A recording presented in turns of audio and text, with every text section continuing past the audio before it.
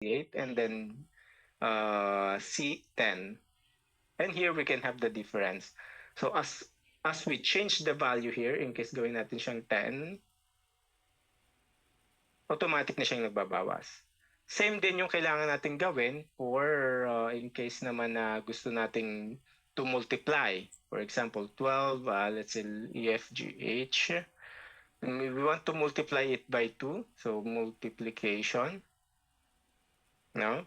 So what we would like to happen is, itong difference na to, we would like to multiply it by 2. So 12 times 2 is 24. So we need to select the cells kung nasaan yung mga data na interested tayo. In this case. Okay, so which is 24. Okay. In case naman we want to change this form 3, automatic na rin siya mag-update.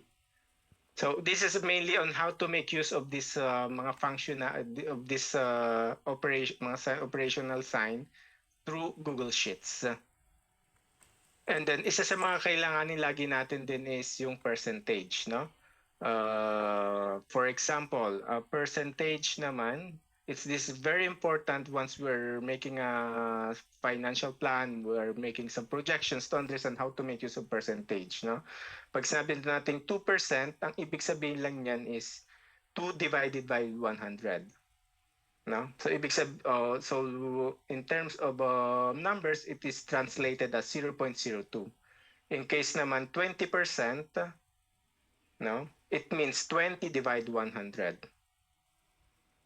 Since hindi ko sinulat yung equal sign, hindi niya pinerform yung operation. So it will be 0.2. So importante na clear sa atin yung distinction on how to transform it from percentage to numbers, no? In this case, mas madali nating maintindihan yung mainly when we are calculating inflation and when we are doing we're understanding yung how much ba yung contribution of certain sales ng isang item to the totality ng profit natin or revenue or other analysis na that we're doing. Okay. So that's mainly ito yung sa mga basic ones. So meron bang naging value added ba tong part na to sa iba? Can you type 2 sa mga okay na nadagdagan yung knowledge about this one? Because this is the basic one na importante na clear sa atin tong part na to. In case na may question is please let me know kung may hindi naging clear sa part na to, because these are the basic na kailangan natin na para maka-move forward. Otherwise, may iwan yung iba. Ang goal natin dito, lahat tayo, no, maka-move forward all together. So, importante clear po sa atin ang lahat ng to. Okay. Okay, so meron namang iba is na nag-value added naman tong part na to. For sure, sa mga nakagamit na ng 100 times, it's not a value added anymore. But anyway, importante po is the rest ng mga kasamahan natin dito is nadagdagan or naging clear on how to make use of this. Because as we move forward, we will make use on how to make use of this para mas maintindihan. Ngayon, let's level up. So this is the sheet 1. So once we open Google Sheets or Microsoft Excel, we have sheets here or yung kung baga tinatawag na folio mga sheets kung saan ginagawa yung mga perform various calculations, no? It's important that we have various sheets here. It's because imagine in one sheet, we have all of the information. So we need to scroll here, up and down, and so on and so forth. And it's not really useful or functional for the analysis and then so on and so forth. No? Ngayon naman, let's go into one of the concrete example na ginagamit ko pagka ako yung nagbibigay ng session sa SE4, which is mainly this one. No? So mainly here is this is the plan of someone that we have from, if I remember correctly, is from Dubai. It's about Crescent Aquaponics. And then mainly, we will understand here on how to make use of this. So just to level up yung ginawa natin dito. Itong ginawa natin ito, no? So now, for example, what I will do is this. I will copy all of this. No? Here, ang maganda dito, no? Sabi niya, meron siyang startup cost. Inilista niya lahat dito yung mga gagastusin niya, magkano yung gagastusin niya, ilan yung quantity na kailangan niya, and then yung total amount, and then here, comments. It is always useful to have a comments, especially pagka gagawa na kayo, no? You need to add a little bit of comment, baga ano ba yung fish tank, no? Sasabi niya dito may UV resistant, food grade material. So, minsan kasi questionin tayo, bakit ang mahal ng gastos fish tank? Anong meron yan? May mga kung ano pala siyang mga functionalities, no? As we know, the more, baga, things with the quality comes with the price. Baga, we need to pay for it too. Okay. So, going back to us, okay, so here, kokopyahin natin to. And then dadalhin natin siya dito sa ating file, to the sheet 2, no? And here, ipe-paste natin siya. So at least meron tayong idea. So papalitan muna natin itong lahat ng to. And then what we will do is, imagine nyo na lang na kayo naglista nito. Ito yung sa inyo sa startup, no? And here may mga various prices kayo based sa information na gathered nyo. And here we have the total. As we can see, syempre gusto nyo maintindihan kung magkano bang lahat ng cost na to, no? One of the option, as I said kanina, is pwedeng i-select nyo lahat ng mga cells na to. And below, makikita natin yung total, no? Ito yung sum sa baba sa kanan.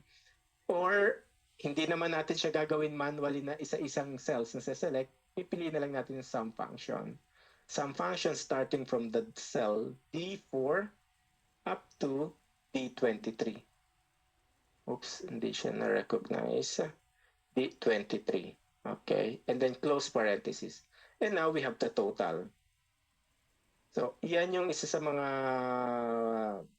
magandang functionalities ito. And maganda nito is, here kasi nawala na yung formula niya, we need to set this one in a way na, for example, itong 7.5, no?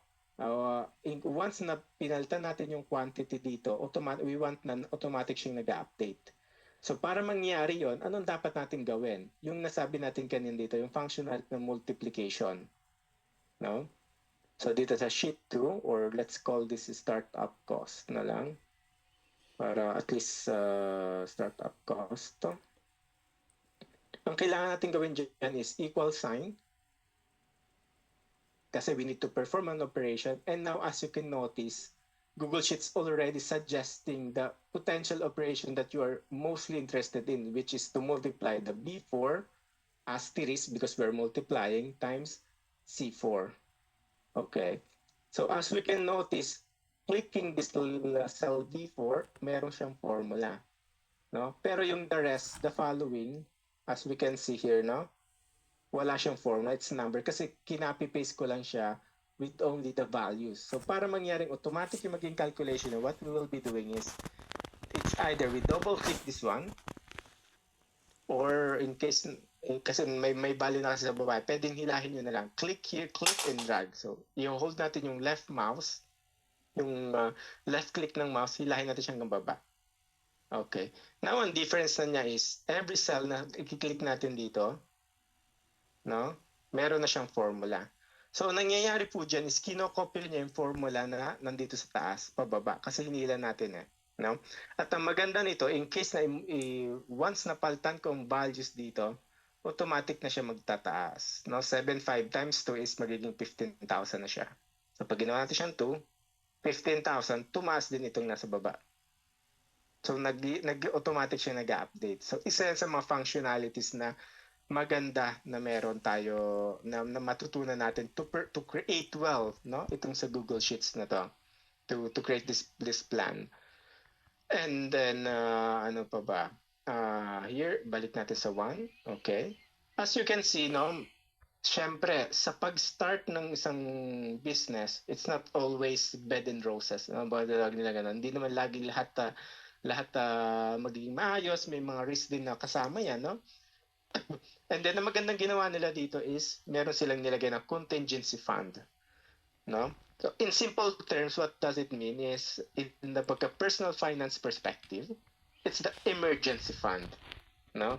Siyempre tayo sa personal life natin, meron din naman tayo ikaw may mga emergency mga nangyayari, mga pinatotal, they will perform at 20%, they will add a 20% contingency fund para dito. So dito naman papasok yung ginawa natin kanina, no, na how the difference between 20% and 2%, yung nakita natin dito, ito which is this part, no? So pag 2%, ibig sabihin nun is 2 divide 100. Pag 20%, ibig sabihin naman nun is 20 divide 100. And we need to make sure that we're performing the operation. It's either in this way or 0.2, or we can do it by through this percentage. And we need to always double check that the numbers is correct. Now we want to avoid na during the presentation, nagpe-present kayo, hindi magtutugma yung numero. So here nakasulat is 15226. So let's verify if it's true. For the meantime, let's do the calculation in the different other cells. So what we will do is equal sign, and then this one times, we know that 20% is equivalent to 0.2. What we will be doing is 0.2. And this is 152. Now, medyo hindi siya madaling makita, no? Here, sabihin natin na mas madali siyang mabasa. How to change the format? It's a question of formatting the cell. To do that, we need to click the cell that we want to format, go to view. Oh, no, I'm sorry. I'll go to format, and we need to choose number, and then we need to choose number. Now, mas readable na siya. Respect sa kanina. No? So anong ginawa natin dito? Here what we did is hindi ko isusulat yung equal signs. Ang ginawa natin dito is nilagay natin ay ano ba 'yan? D25 times D25 times 0.2. Okay? So ito yung formula na ginamit natin para dito para makuha natin siya. May mga various way on how to do it. So it's either pwedeng isusulat nyo na lang na somewhere here is let's say 20%, no?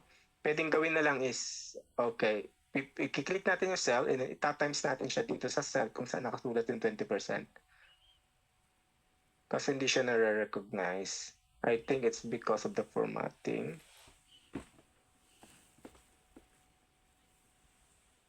Okay. It's because it must be in this format. 20%.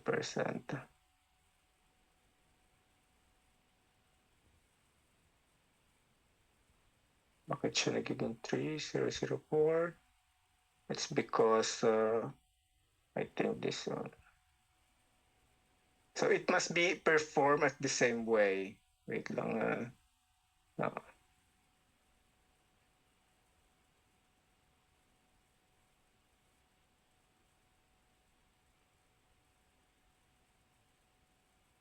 Ito ba yung numbers na pinapakita nyo ngayon? Okay, so this is why important na you always continue ano yung numbers na nag-a-appear. So here para mag-appear siya na 20%, it's either I think 20, then lagyan na lang natin sa percentage. Nagiging 2,000 naman siya. Okay, but if we do it with the other one, okay, it's because now I'm selecting the wrong cells. Yeah, I'm selecting the 152 instead of 761. So that's normal, hindi talaga siya magtutugma. So this one is correct, no? So I need to ensure that I'm selecting the correct number. Okay, the 761 times 20%, which is exactly the same now, no? Now I just need to reformat it. Format number. Now it is exactly the same. No? So it's either we write it in this way, syempre we need to add equal sign in before or after. And we need to be very careful on selecting the right cell. As you can see, I was selecting the wrong cell and I'm getting the different number. So that's what happened in kanina. So it may happen, so always double check your number. So that's the lesson there. Okay.